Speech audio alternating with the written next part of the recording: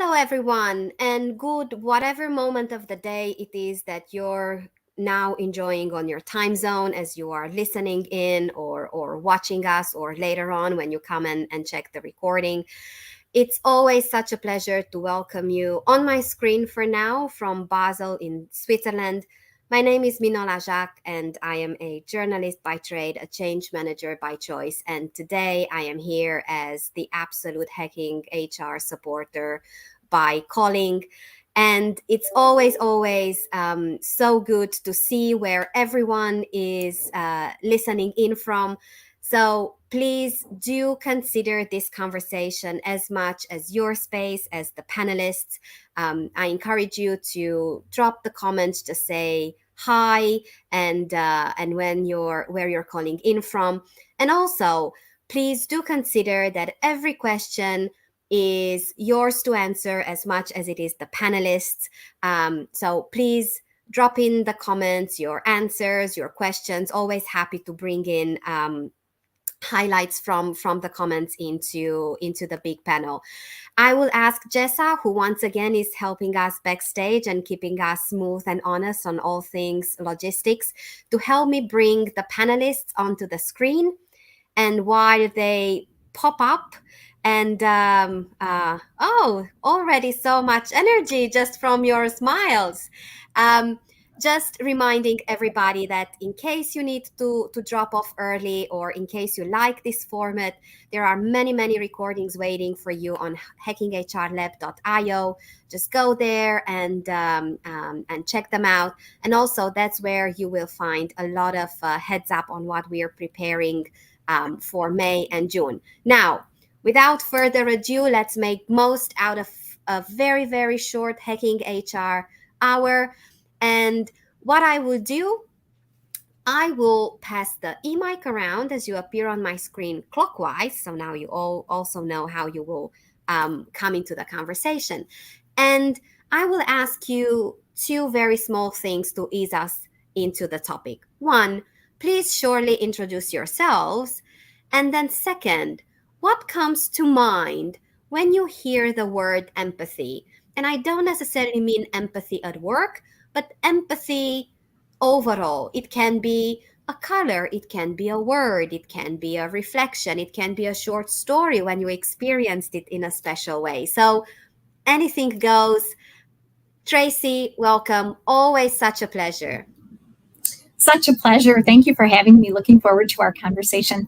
I'm Tracy Brower. I am a Vice President of Workplace Insights with Steelcase. I've been on the ground leading HR functions in my previous history and working really closely with HR today. My newest book is called The Secrets to Happiness at Work, and I write for Forbes and Fast Company as a contributor, and my PhD is in the sociology of work, how we affect our work, how it affects us.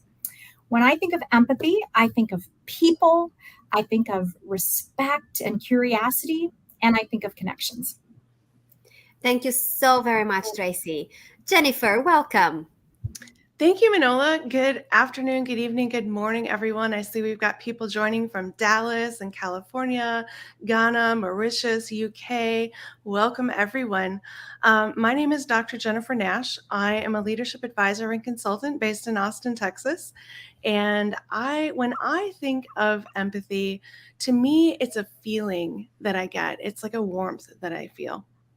Thank you so very much. Jen, welcome. Good to see you. Hi, everyone. I'm Jen Dewey. I'm the Global Director for Talent Management at Sun Chemical. I've been in a lot of different functions in HR, worked in, I think, 15 different locations around the world. So I have a lot of cultural experience, but I started my career as a social worker. So I went to school for counseling and social work and worked in that space for a while. And you'd be surprised how little empathy there is sometimes in public service and nonprofit. It's one of the reasons I left, but I've carried those skills and my, empathy through my career in HR. So it's been an important topic, how we can bring it into the workplace for a long time for me. And when I think of empathy, I think about walking in someone else's shoes, as simple as that. And as I'm explaining empathy to either my kids or my managers, depending on the day, how I try to describe it. And it usually resonates pretty well with both populations. Thank you for having me. Thank you. Jamie, last but not least, welcome. Good to have you. Thank you. Appreciate it. I'm very excited to be here, especially with this great group of people. From I'm Jamie Conrad, Senior Director of People at Trust Radius. I've been in HR for 15 years now, mostly in healthcare through the pandemic, transitioning to the tech space. Also in the Austin, Texas area. So shout out to Jennifer and all those that are joining from Austin. Empathy to me is when I think about empathy, I think about it being a power skill, and the new idea and way we're thinking about leadership as we transition into some of these after effects of the pandemic. Thank you all so very much. I see a lot of people have joined us over the past couple of minutes. So a very, very warm welcome to all of you. Thank you for taking the time and the curiosity to be here. I will just take a few seconds and make Enrique proud. He always challenges me with very long panel titles. So the case for empathy at work, understanding the foundations and the impact of empathy in the workplace. And let's slowly veer towards empathy in the workplace. And apologies, I will just invite you to spend a few minutes discussing in what ways, if any, is empathy in workplace different from empathy in life, and how do we experience empathy in the workplace? What does it look like? What are the behaviors? What does it sound like? And of course, what does it feel like? I really love, Jennifer, what you said, about having that fuzzy, warm feeling. So let's do it like this. I will just go in a diagonal. So Jen, you will be the first having the e-mic, and then everybody consider the unmuting competition open, build your own conversation. And one heads up that I must give you is that, especially as the conversation progresses, going last is not something that people will look forward as you will hear amazing insights. So Jen, please take it away. Sure. So, like I said, I've been trying to use empathy in the workplace for a long time. And I don't think there was a place for it sometimes. Business was allowed to be separate from kind of people, and people could separate their work from home life, and these two things could remain separate. And I think we've been building up to this, but COVID kind of blew this up. There's no longer an option. We saw what people's lives were like on camera or coming into our sites, and we had to manage it differently. And I think we struggle in business to figure out the right way to do this, because there's a balance. We still need to drive results. All have measures that we have in place that we have to get to. And sometimes empathy is a struggle to be empathetic and still get there, hold people accountable and make sure you're driving the right results. And sometimes when you know a lot about a person, it clouds maybe your judgment, and you have some bias maybe in the workplace. So I think it's really figuring out the right balance on how we can be empathetic, but we still need to hold people accountable. We still need to get results and do what we need for our customers. But I think there's a place in between, kind of being totally focused on empathy and totally focused on results, and really balancing those two things. And I find the companies that are kind of winning the battle around talent right now are doing that really well, not just on their career websites or in messages on social media, but really in what those employees experience day in and day out in those hard, difficult moments. So I really think there is a place for it, but it's kind of figuring out that balance. And I think our managers are struggling because they didn't have that empathy sometimes in the workplace. So now them trying to turn around and create that atmosphere is kind of new for them, and they're kind of building that skill set. Tracy, I saw you unmuting yourself. You said it's a competition, so here we go, all of us, right? No, I love the comments. I think I might see it just a little bit differently. I absolutely believe that when we start with people, the right things happen for the business, and it's not a trade-off between do we do the right thing for people or we do the right thing for the business. I absolutely believe those are linked. And there's some wonderful data that when leaders are perceived as being more empathetic, people are more innovative, they perform better, they're more likely to be retained by the organization, they feel happier, they have greater levels of well-being, they report that they feel like they can navigate work and life more effectively. And so we know through some evidence that empathy actually results in some great business outcomes as well. And I always think empathy isn't this additional thing that you're doing. I completely agree that we have shifts that leaders are needing to make and additional development for leaders who need to lead with empathy and create cultures of empathy. But I don't think empathy is something you add to your plate. Empathy is how you do your work that you're doing anyway. And you asked, Manola, I love your question about like, what is empathy from a behavioral standpoint? And your point, Jennifer, that, right, it's a warm feeling that we're getting. I think we're tuning into people and noticing if they look, up or down, high or low. I think we're asking questions about how they're doing and we're checking in appropriately, right?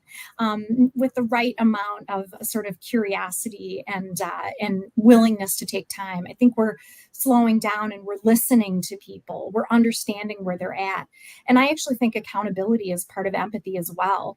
Like when we know somebody needs help or development, that is also an empathetic response. So again, I don't see it as two choices that we're making that are opposite each other. I think empathy is how we work best with other people in community and in organizations. Mm-hmm. Yeah, I think those are great points. I would also say that, for people listening, there are actually different types of empathy that you can show. So if you're wondering about, hey, I might need to add a few empathy tools to my toolbox, what can I do? There's a type of empathy called cognitive empathy, and this comes from Daniel Goleman and Paul Ekman. So cognitive empathy is understanding how someone feels and what they might be thinking. So what's an example of that? So for example, if someone has a family member who dies, you might be wondering, well, how is that going to impact them? How is their life going to change because of this loss? A second type of empathy, which is I think the one that we're talking about here right now, is emotional empathy. So it's also known as affective empathy, and it's the ability to share the feelings of another person. So some people have described it as like maybe a pain in your heart, but it helps you build that emotional connection with other people. And the third type of empathy is compassionate empathy, and this is also known as empathic concern. So this goes beyond simply understanding others and sharing their feelings. It actually moves us to take action and help however we can. So those are three different types of empathy that if you're looking to put some additional tools into your toolbox, those might be helpful for you. Thank you, Jennifer. Jamie, so sorry. You go last on this one. Didn't I? No, great point so far. And Jennifer, thanks for sharing those three types of empathy. I think that's really helpful. When we think about the question of the difference between home and outside of work and then in work, I think one of the things that we're challenged with in the workplace is that outside of work, as bad as it sounds, we get to have a little bit more control over the people we interact with. We can choose to get involved in situations or not. And when we're in the workplace, sometimes we don't get that choice, right? We're forced to be in a situation or working next to somebody that may be going through that. And I don't want that to sound harsh, but it's a reality of how do we empower our workforce to understand that we are going to be faced with these situations, and then how do we navigate through those situations in a way that recognizes them as a human being. And so that can be really challenging because at home, sometimes you can not answer the phone, or you can shut the video screen off, or something like that. But in a workplace, you're almost forced to figure out the skill set that's required. And so that can be challenging, and it can be scary if it's not part of your normal leadership mode or your normal operating skill set. It can create some fear, or I don't want to say the wrong thing. So that takes us into that conversation about having that psychological safety and that feeling of belonging in the workplace. And I think if you can hone in on some of that, then when those situations come up, your workforce feels more empowered to be able to navigate that with less fear and less anxiety about it. Mm. I really love this conversation, and what I'm hearing from all of you is that, okay, there are some overall elements and aspects to empathy. However, it does come down to a very individual, very personal experience, whether it's on the giving or on the receiving end of empathy. And with this in mind, especially since I see such an amazingly diverse audience to this panel, I'm really curious, do you experience it differently across cultures, across generations, across other intersectionalities that we just cannot possibly cover in our panel conversation? Just please drop your own takes on empathy and empathy within the workplace. Quite possibly an amazing side conversation now with work from anywhere, and living in this geographically open reality, even more so after COVID. Now, something that you mentioned, I think it was you, Jen, that you brought it into the conversation very early on. If I remember correctly, you said something that could have been heard, like there might be some cases when empathy is not the best lever. And then Jennifer, you mentioned the three types of empathy. So is there any context or any situation that you can think of where empathy might not be the best skill or the best approach? Well, I think maybe to explain further, I think managers really do want to listen and be open and start to really understand employees' lives. But when you're dealing with disciplinary measures or making a hiring decision, we still need, and managers want to do the right things, but maybe they're not applying the same kind of measures across the board. Or maybe they don't know the depth of why somebody was late that day as they do someone else, and they're willing to kind of give a pass to the person that they know has a sick relative. Maybe they don't know the situations of some of the other employees. So I think that's why I said balance it. You still need to be fair and kind of equitable on how you apply processes and make decisions. I think it's really important to have empathy and listen and try to understand. And you can make really tough decisions in an empathetic way, for sure, and explain and listen and have the right conversations. But I do see just how it's applied. Sometimes managers can't always just use that to kind of make those decisions. I think more and more we're asking them to operate in the gray. And this is how kind of post-COVID, we're trying to get them more comfortable being in the gray and really kind of discussing with employees and making the right decision based on the situation. But I also want to make sure people are fair and are applying things in the same way. And not everybody's going to be as open in the workplace as other people. So you kind of have to balance that with applying things fairly, giving everyone the same opportunity at those passes sometimes, or hiring someone, and really using a good criteria for making those decisions while still being empathetic and having those conversations. So that's kind of, I see it from how it's applied in the workplace right now, and how it's really leading to a lot of gray area that we have to have a lot of discussions around. But I think, again, we're building more of a skill set to be able to do that. And not all policies apply all the time in every scenario. where in the past, that's how we applied things. Now we're really thinking about it. Oh, well, maybe our policies are correct. We need to relook at that and really thinking through how all of these things are impacting employees and managers on a day-to-day basis. So I don't know if that helps. I think it's super important, though, that we don't equate empathy with giving people a pass.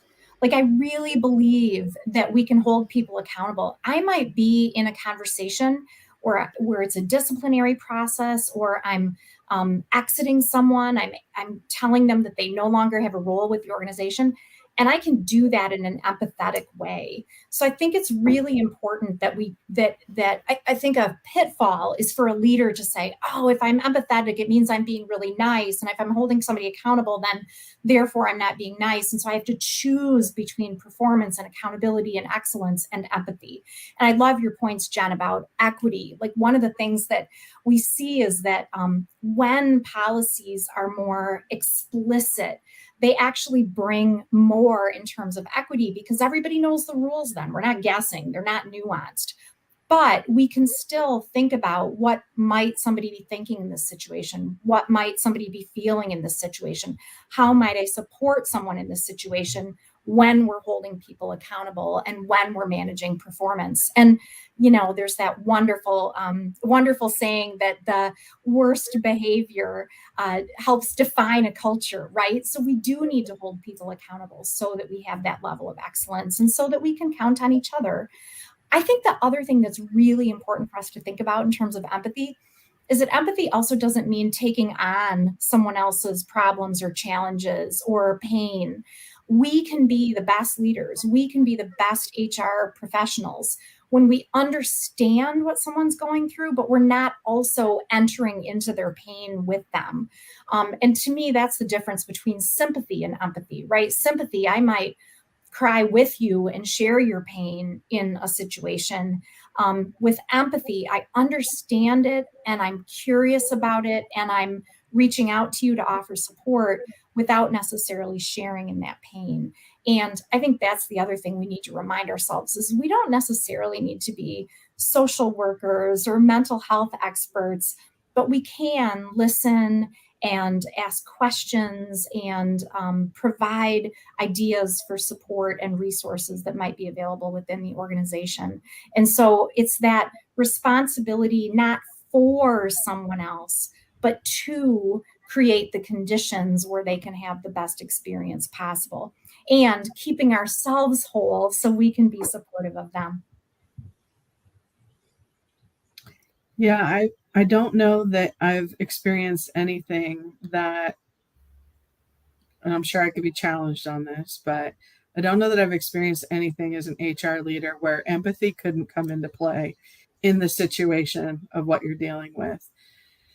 And I think specifically around some of those really hard, critical conversations, if somebody's not performing, you can relate to that. You can feel what that feels like. You know what it's like when people maybe see that you're not performing or you're not being your best self or you don't have the skill set. And man, I sure wish somebody tells me if that's me, right? I hope that if somebody feels that they're going to have the respect for me as a professional to come talk to me about that. And I think that we can apply empathy in that mindset to a growth mindset as humans, right? This is part of how we get to the next level as human beings in the workplace is we have to talk about these things. We have to have them on the table and understand where people are coming from and what their whys are, because that's what helps us to get further faster. And so your processes can play into that. Your policies play into that. Your feedback conversations and your one-on-ones and your manager training plays into that. But I do believe that that it is a power skill to have that lens of empathy whenever you're talking through, especially those hard conversations. Yeah, I think what I'm hearing from all of my fellow panelists is that using empathy in the workplace, it's not an either or situation, it's an and. And when we look at how the workplace has changed, particularly since COVID, the human element has come to the forefront. And traditionally, leaders have not had that many tools in their toolkit to help support them. And how do we help people as people at work? How do we help people be human at work? And in my upcoming book, Be Human, Lead Human, How to Connect People in Performance, I talk about this and I offer strategies for how do we show empathy at work, for example. What is the action? If we want to show empathy, that's our action. How do we do that, right? So I offer some suggestions and examples on how to do that. So I saw a comment in the chat from Abdul who was saying, why is there no empathy in the workplace? And I think, we have touched on a few of those things already. There may not be psychological safety. People may not feel safe to share what they're going through with their managers. There may be a culture that doesn't welcome empathy for whatever reason. It may be a hard driving power culture that thinks that it has to be an either or. It has to be profits or people. And often the people part isn't a component of that conversation. So I think that when we're looking at the workplace as a changed environment and an ecosystem, there is no shortage of opportunity for us to bring empathy to the forefront. And as Jamie is saying, it's a power skill for leaders. We know from research, Richard Boyatzis at Case Western has done a ton of research in this space. And the key characteristic of an effective leader is empathy.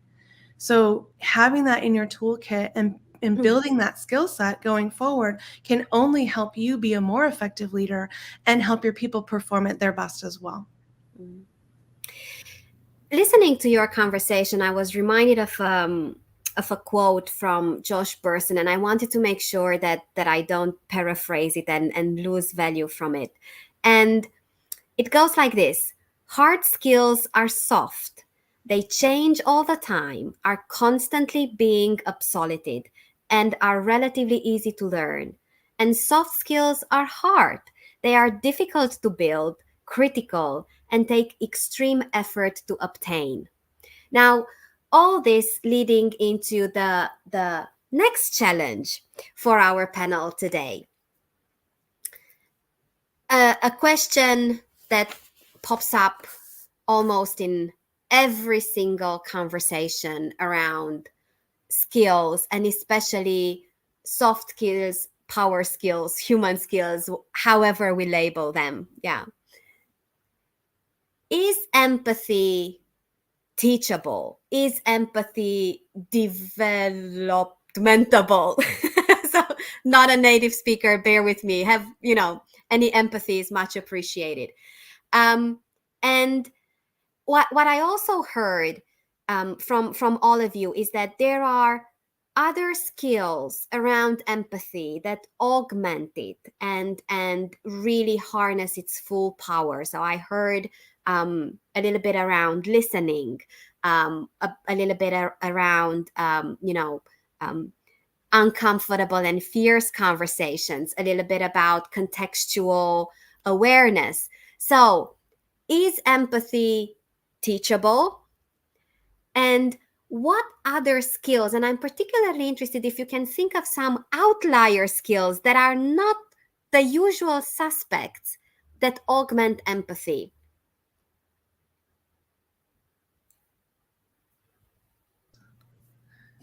So, Jennifer. I was having trouble with my mute button there.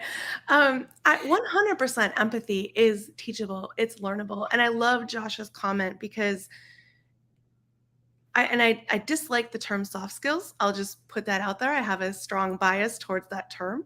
I firmly believe that these are human and relational skills that are essential for leaders to be effective post-pandemic, and even before that, but even greater so because of the pandemic. We have a wonderful opportunity to help people get back to the skills that will help us all be successful and elevate everyone at the same time. So when you're thinking about the skills that involve empathy, and when you let me go back for a second. When you think about it, as a child, if you observe a child, children are empathetic. They have an innate nature to help someone who is hurting, or share a favorite toy, perhaps, if they see someone is sad. They have this innate ability. And somewhere along the line, we either we sort of engineer that out of them, maybe through training or through school or for other environmental cues, saying that, oh, well, maybe that's not okay from a cultural perspective, because boys, if you're showing kindness to someone, that could be, perceived as weakness. And that sometimes, follows us into, high school and college and maybe into the workplace. And so I want to also help our listeners understand that empathy, don't mistake kindness for weakness. And just because you show empathy doesn't mean that you are weak. It actually means that you are strong. So, Manola, in terms of the second part of your question around, what are those different maybe types of skills that you could put into this human and relational skills bucket? There are so many. So we have, perhaps navigating difficult conversations, right? We have managing up. We have maybe like coaching and facilitating behaviors that, we alluded to earlier about holding space for people when they come to us with some of the challenges that they're having and not taking that on ourselves. That's an ability that coaches and helping profession and therapists have, to not absorb that, like Dr. Tracy was saying, and enable that to be something that is held and listened to, but then also let go of, so that we're not holding that and keeping that going for ourselves. So those are just a few examples of some of the skills I think that could be helpful for people in that space. Thank you. I Jamie. agree that I think empathy is teachable or learnable, maybe at varying degrees. But I think it's more about having a framework, so that you can, if you don't have that skill, taking a framework and being able to start building it into how you operate, and then that will increase your confidence level, or you'll be able to test how the outcomes are of utilizing those skills in various situations.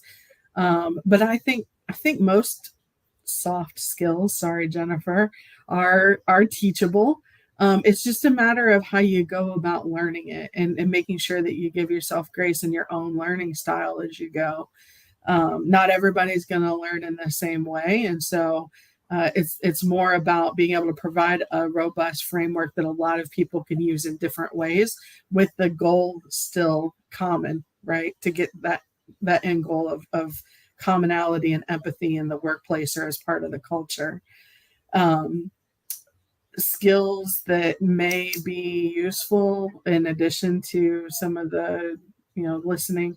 I think curiosity is a heart of empathy. It's just coming from a place of, I wonder why, or I wonder how, or what is that's driving, or I think just always being in that open mindset of, I want to understand, I want to learn more, and trying to go into those conversations without having too many preconceived notions is a way to look at some of the skills that a person may be able to pick up on developing their empathy a little bit faster or in a more effective way. I loved what you said, Jamie, and throughout this week we had some amazing conversations, and there were 2 points that came out of them, and I would just like to bring them here with us today. One is that sometimes mastery takes just as much or as little as being truly genuine. And don't overcomplicate it, and don't think that, oh my God, I need to come up with the best worded questions. Just ask, tell me more. If that's what you are comfortable with, and that's genuinely you, don't build Pulitzer level interview questions. So yeah, thank you. Jen, I see you reaching for the unmute button. I feel like I'm not fast enough sometimes. But yeah, I agree with everything that the panelists said. Actually, I think I have all the same words written down, especially around curiosity and just having that openness to kind of listen and learn more about different individuals. I really hope it's teachable, because we're trying very hard, especially in manufacturing environments that, traditionally haven't been so empathetic, to really teach this.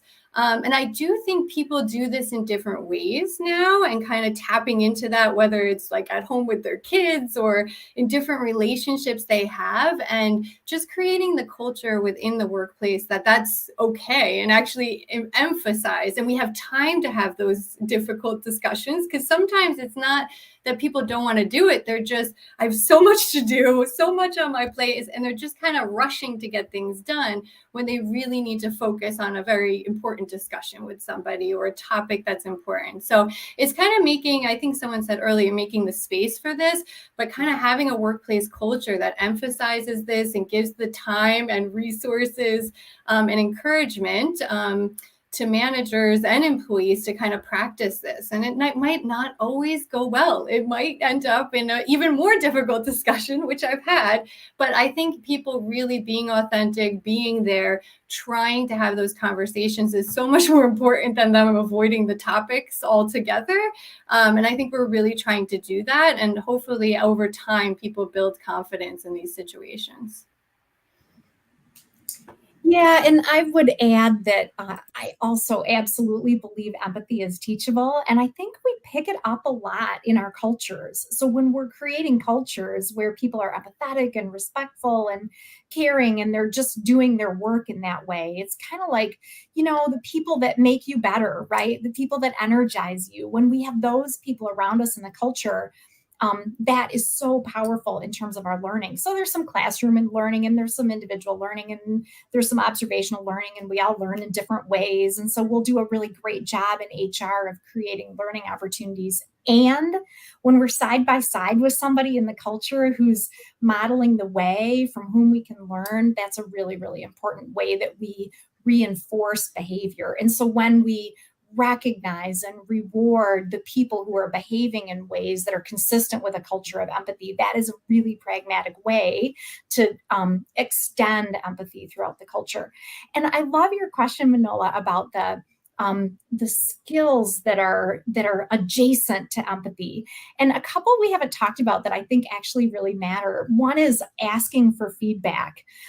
When we demonstrate humility, right, that models the way toward people who can do the same. When we give feedback, I think that's a huge demonstration of empathy. Like, I recognize what your goals are, and I want to help you get better, and I care enough to give you that feedback. I think another one is professional courage.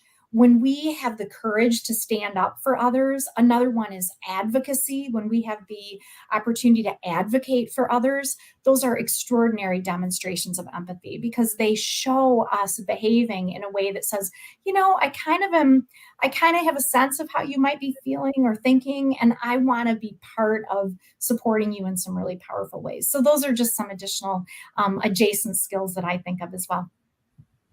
This is absolutely wonderful. Before we move yeah. on, there was a question in the chat from Carmen about what happens if managers don't have that curiosity. I think a lot of what Dr. Tracy just talked about covers some of that.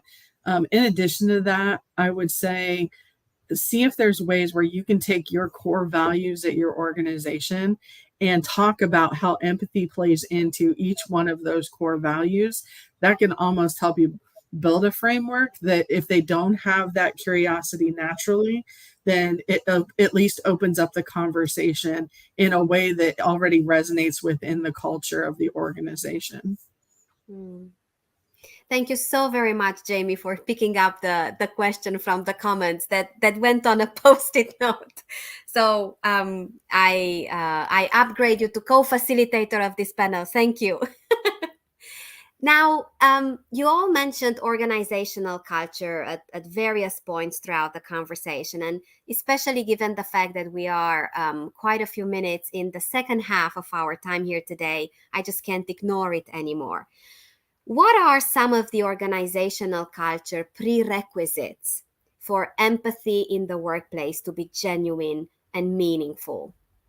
You mentioned psychological safety very early on. I believe, Tracy, it was you, and then that got +1 from pretty much everyone on the panel. But some organizational culture prerequisites.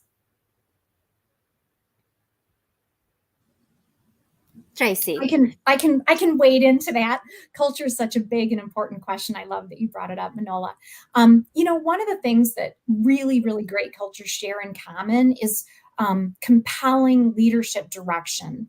Leaders who are clear, who compel us, who give us a sense of vision, who give us a sense of purpose. We understand how our work connects to the kind of bigger picture and how we make a unique contribution. So when leaders lead in a way that demonstrates and models empathy, that's a huge prerequisite, I think. Another is participation and involvement. When cultures seek input, when cultures have both systematic and systemic opportunities for people to give input, when people feel like they have a voice, maybe not a vote, but a voice, that is also important to a really constructive, productive culture. Another one that's so important is clarity about how we stay within our lanes, how we manage through problems, how we relate to each other when we have disagreements, so we can have disagreements in positive constructive ways. That sense of stability is important in a culture. And opposite that is the ability to adapt and to really listen and respond to customers and competitors and marketplace and challenges and learn in the moment together. So I think about those 4 elements of culture that are really, really important to the dialogue. And I think too, when we bring people into the organization who are a match to culture, but also will help stretch us in the directions we want to go, that's a really big cultural element. And then when we promote and reward and reinforce people who have the kinds of behaviors that we want, both in terms of their approach to people and their approach to results and performance, right? This is Jen's point from earlier. We've got to be able to make sure that we're doing both really effectively. So those are some of the things that come to mind for me in terms of culture. I think also to build on that is an openness to agility, knowing that it's not whatever it is now, it's not going to stay stagnant. There's going to have to be some agility in the mindset of how you go about making change with culture and what changes you want to see. Bringing other people in to stretch your culture and where you're trying to get is great. You have to have those core people that are willing to allow for that to happen. And so I think it starts with when you're building your leadership team and your core values of that team specifically, and then helping to understand what that looks like and how that's going to play out and permeate throughout the organization, and also allow them to grow and upskill as leaders in their profession. Yeah, I would add and I think it's been mentioned, the psychological safety a lot, but I think that's really important to building these cultures where we can demonstrate empathy, where maybe it's not, part of our culture before. People need to be able to feel safe enough to do that. Not everyone has to think the same way or, even approach situations from the same way, but we need to be able to have the discussions, I think, in a really productive way. So although I might have a very people lens, I might be working with managers that's not the first thing that they think about, but we need to be able to have that conversation and be able to look at the situations and challenge one another to kind of bring that more to the workplace. I think some people who are on the empathetic side, and I think I fall into this, sometimes people look at me like I'm a little bit of an alien at different times. When I bring up this point about how are the people going to react to that? How is that going to go over with this team? And they have to continue to work. Just it's not the first thing they're thinking about. So I think that psychological safety piece is so important to kind of calling each other out, challenging each other, making sure that that's really being done day in and day out is really important to the culture. Jennifer. So I think, Dr. Tracy mentioned that, leadership at the top sets the tone for the culture. And I think it's important to also consider, how are you bringing people into the organization, right? What are you looking for? What are the characteristics that you're seeking in people to add to this culture to help them not only fit from a cultural perspective, but of course from a technical perspective? So keeping that in mind, that there's an opportunity to push that lever at both ends of the spectrum, may help organizations in building that overall cohesive culture that they're looking for, that embodies empathy and promotes open communication and has a culture of learning and is open to feedback. Mm.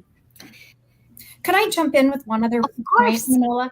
I think it's also worth saying, a couple of questions have come up around diversity and equity and inclusion in the comments, and how do we think about different cultures, and I think it's also worth saying, like, a culture of empathy isn't about everybody thinks the same way, or we're bringing everybody into the same fold. And in fact, we tend to have a cognitive bias toward people who are more like us, statistically, right? And we also tend to have a cognitive bias when we have more familiarity with people. So what that looks like is the more we get to know people, the greater level of acceptance we tend to have, according to social science and lots of evidence-based research in that area. So I think we have this opportunity, when we have more access to people, when we're around more people who are different than what we are, when we put ourselves into situations where we're hearing different perspectives, when we invite people into our organizations who are ads, who are different than where we already are, who can bring a new perspective. All of those are also really good for empathy, because the other thing that's been demonstrated through social science is when we have more exposure to people who are different, it actually makes it easier to empathize. It's harder to empathize if we just see somebody from a distance, and it's just really hard to imagine what they might be going through, because we frankly don't have any idea, right? But if we're getting to know people, if we're around people and exposed to people more often who are more different than us, it actually contributes to our skill of empathy. So I think it's worth saying that there is that connection between diversity, equity, inclusion, belonging, and that ability and sense of empathy overall. Mm-hmm. There is an amazing body of research around courage within the workplace. And this conversation reminded me of that. And it got distilled into a book. I'm really apologize. I can't remember the name of the author, but if you search by Courage Goes to Work, you will find all the information. And basically it says that there are three types of courage within the workplace. There is a tell courage, which pretty much is around speaking up, whether that's soliciting feedback, giving feedback. I think, Jennifer, you mentioned managing up. So there's the tell courage. Then there is the trust courage, which is basically what it takes to trust someone that leads you through uncertainty. I mean, look at the world around us, and that just opens up the conversation. We talk so much about leadership, but do we always balance it with talking about fellowship and what kind of courage that takes? And finally, there's the try courage. How people feel that they can try new things, that they can have initiative, and it's better to ask for forgiveness than permission. So just look it up. Courage Goes to Work, and an amazing body of research. Now I try to stay mindful of the fact that we are navigating a reality where productivity is mentioned more often. It's a reality of layoffs. It's a reality of cost control. It's a reality of bringing people back to the office for connection and belonging and collaboration and better management. So here's the question: how can we make this a business conversation so it's not yet another fluffy HR thingy? What's the business case for empathy in the workplace? Tracy. I actually did a few articles on this, and if you search empathy, Brower, Forbes, you'll find them. There is an amazing body of research on this topic. And I think the entry points have to do with the talent shortage, right? If you pay attention to demographers and economists, the talent shortage will last 7 to 10 years. If you look even more deeply, you see bar charts that suggest on a global basis, people are just not being born at the same rates. And so this talent shortage is absolutely here to stay. We also have a connection crisis. People are suffering and feeling disconnected and having higher levels of depression, anxiety, and mental health issues than they've ever had. And that has to do with our distance from each other. So, work and the workplace and the work experience, whether we're hybrid or virtual or remote or in person, have to have an important role to play. So, it's a really good business decision to do the right thing for people who want to therefore join organizations or stay with our organization because they feel a sense of empathy, because they're able to connect, because they feel seen and known and appreciated and understood. And so, from a business standpoint, if we're going to attract and retain and engage and develop, empathy will be an important way that we create the conditions for well-being and for a positive culture that people want to be part of. And we have research that when people experience more empathy, they literally tend to be more innovative. They tend to perform better. They tend to stick around the organization longer. They tend to set bigger goals and be more likely to reach those goals. So I think there are a few different planks in this business case that we can really bring together in powerful and pretty simple ways, right? We don't have to write a 12-page business case. We can absolutely articulate how critical empathy is for business. So that's my story. Yeah, there's a couple of resources actually, Dr. Tracy, that come to mind as you were mentioning that. One of those was a book from Jim Collins called Good to Great. Our listeners might be interested in that. And another book that recently came out was by Howard Behar, the former CEO of Starbucks, who wrote about It's Not About the Coffee. So I think there are some examples there that will help our listeners also understand what we're saying from a research perspective, from maybe more of an anecdotal perspective as well. I think right now there's a ton of momentum caused by this war for talent and by what shortage we have of talent at the moment. And I don't know if it's the newer generation or people who have not been in the workplace so long, they're very easily swayed from leaving the company. So they'll walk. If they really don't feel that they belong or they're not being listened to or respected, they have a lot of choices right now. So I think, I know that this makes it very obvious to the business. The cost of that turnover, the cost of our talent is going up. And the companies that are really doing well in this market are the companies that are really showing how much they care about their employees. And they're helping to support those employees and build environments that they feel comfortable coming to and they feel supported at home and in the workplace. So I think that's really opening, people's eyes to, how to make the workplace a more comfortable place, empathetic place that people feel like they belong and they want to come, because right now they do have a choice where they go to work and there's nothing connecting them that they have to stay anymore, because they can find, very good jobs down the street, and they can look for the cultures that they want. Yeah, the only other thing I'll say is quite simply the investment in empathy and these skills is your investment in your employer brand, and that's internal and external.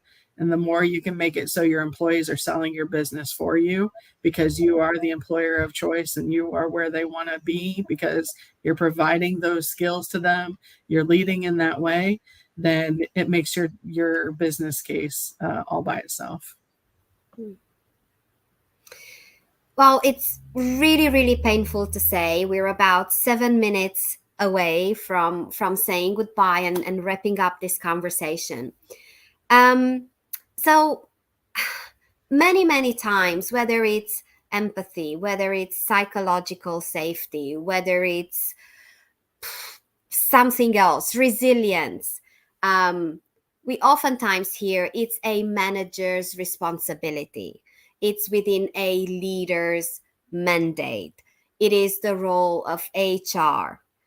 But ultimately, what we keep advocating for in all these conversations is that it is an everybody's space, and it's an everybody's accountability, and it's an everybody's contribution.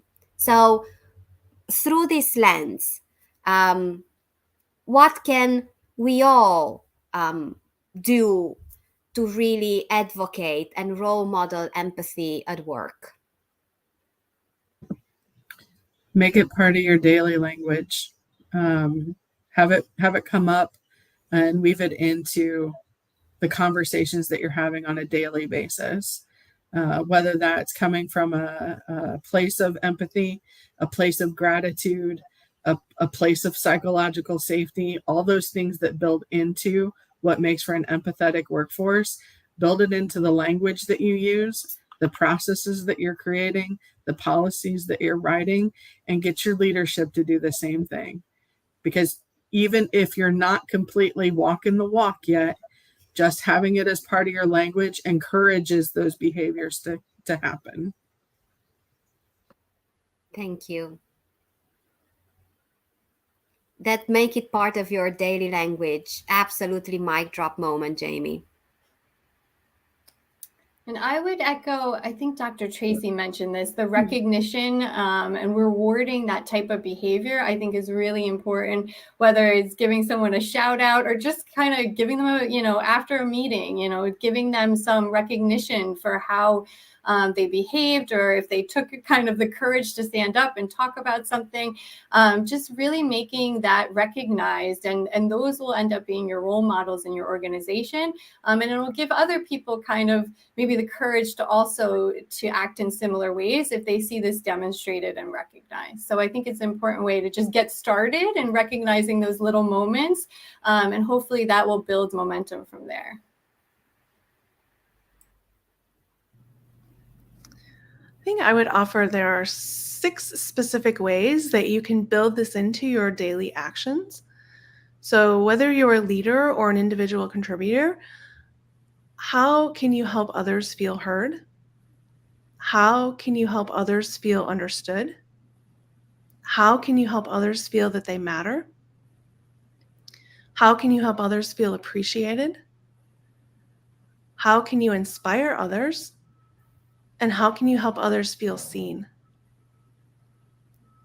And if you think about that and how you can incorporate that into your behaviors, whether you're at work or at home, it doesn't matter. I think you'll find that you'll start to build an empathy muscle that maybe you didn't even realize you had. And I would just, I would say we can think about 2 words, power and presence. I think we can remind ourselves of how much influence we have. Sociologically speaking, the number one way that we learn as humans is by watching and listening to other people, experiencing other people. So no matter what role we have a responsibility and an obligation and an opportunity to influence how we show up, influences other people. So when we model the way, when we demonstrate empathy, even if we're imperfect about it, that will make a difference. And the other thing I think is presence. We have so much distraction, right? We talked about lots of other behaviors, but there are so many distractions, and just being fully present with somebody is such a demonstration of respect and empathy and listening and helping people to feel seen and understood and like you're really paying attention. That goes a long way as well. So your own power and influence, embracing that, and the extent to which you are really present with other people. This has been an amazing conversation, and I am sure that we could go for at least 1 more hour. Just a wholehearted thank you, Tracy, Jennifer, Jen, and Jamie, for taking the time and the energy to be here and so graciously and so generously sharing your passion and your insights with us. And also thank you to our audience, with special thank yous to those who across time zones, you were here either very early or very late, where you are in your part of the world. Please go to hackinghrlab.io. You can check the recordings. You can check for the latest updates and news and heads up on what we have coming. follow us on our LinkedIn page. And always a pleasure to say welcome. I hope you will be with us tomorrow. We will have a conversation on mental health and well-being. So that might be a natural extension of today's conversation. Thank you all so very much, and enjoy empathy in the workplace. Thank you. Bye. Thank you.